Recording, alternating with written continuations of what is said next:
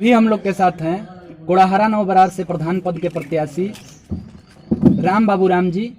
आज इनसे हम लोग कुछ खास बातचीत करेंगे और जानना चाहेंगे कि आप कोड़ाहरा नवबरार से ग्राम प्रधानी का इलेक्शन लड़ रहे हैं। हाँ। तो आप अपने ग्राम सभा में क्या क्या विकास कार्य करेंगे, अपनी योजनाओं के बारे में बताइए हमको। एक सुनहरा मौका मिला है गांव का सेवा करना के, इसलिए मैं अपने निजी कोर्स से पहले, इलेक्शन से पहले मैं एक एम्बुलेंस दे रहा हूं कि हर समाज के, हर वर्ग के, हर लोगों का काम आए।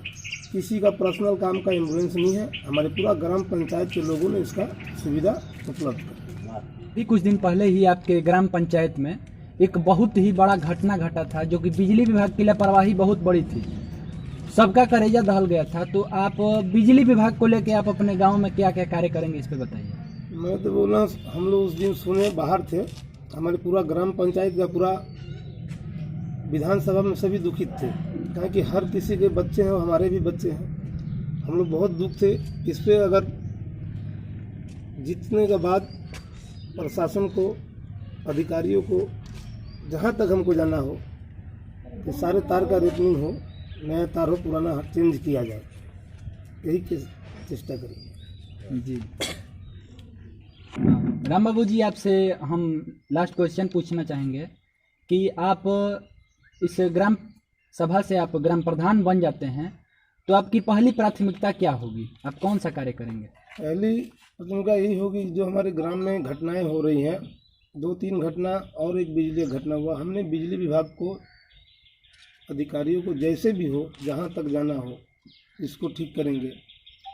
उसके बाद कुछ विधवाएं भी हैं, उन्हें असुविधा होता है, मैं सभी के घर जा कर के उनका हाल चाल लेंगे कि इनके पास क्या नहीं है, और गरीबों का सेवा करेंगे, यही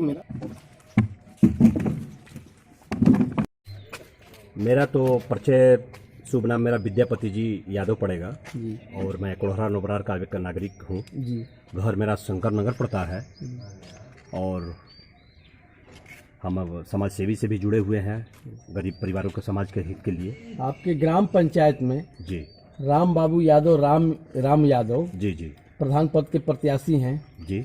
आप लोग देख रहे हैं कि पूरे हर्षोल्लास के साथ आप लोग उनका वोट मांग रहे हैं, गांव-गांव में घूम करके लोगों को अपील कर रहे हैं। आप राम बाबू यादव को ही क्यों वोट देना चाहते हैं? कारण ये है कि राम बाबू एक ऐसे सम्मानित हमारे ग्राम प्रधान के प्रत्याशी हैं जी, कि आज ये प्रधानी के चुनाव में बहुत तत्काल हमारे कार्यकर्ताओं के आवाज़ से सुनकर जी, तुरंत हमारे गांव में आने का ये इन्होंने विकास का एक मुद्दा, एजेंडा इन्होंने बनाया जी।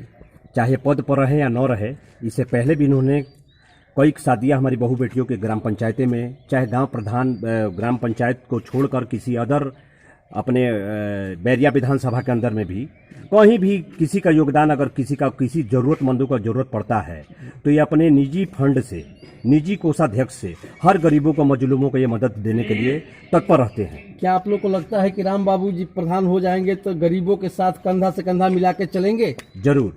कारण है क्या, और मैं पोजीशन आपको बता दे रहा हूँ। अभी तो प्रधानी की इलेक्शन चल रहा है और प्रधान के चुनाव के लिए बहुत से ऐसे प्रत्याशी है जो चुनाव का बिगुल फूंक चुके हैं जी। बहुत से ऐसे प्रत्याशी है जो 15 साल का दावादारी करते हैं कि मैंने 15 साल के अंदर में मैं चुनाव लड़ रहा हूं और बहुत कुछ लोगों को काम करवाया, लेकिन उसके अंदर में 15 साल के अंदर में कौन सा काम हुआ? सिर्फ हमारे नए युवकों को दारू, मुर्गा पे बेचने का सिर्फ काम किया गया है। लेकिन हमारे राम बाबू उर्फ राम जी एक ऐसे शख्स हैं कि अभी चुनाव का बिगुल न भी फूका गया, लेकिन हमारे स्वास्थ्य मुद्दा पर सबसे बड़ा जरूरत है कि अभी स्वास्थ्य सुविधा के लिए अपने फंड से, निजी कोष से उसने अभी एक एम्बुलेंस देवा हमारे कोड़ाहरा नवबरार के लिए, हर गरीब जनता लोग को देने के लिए सबसे बड़ा काम किया गया।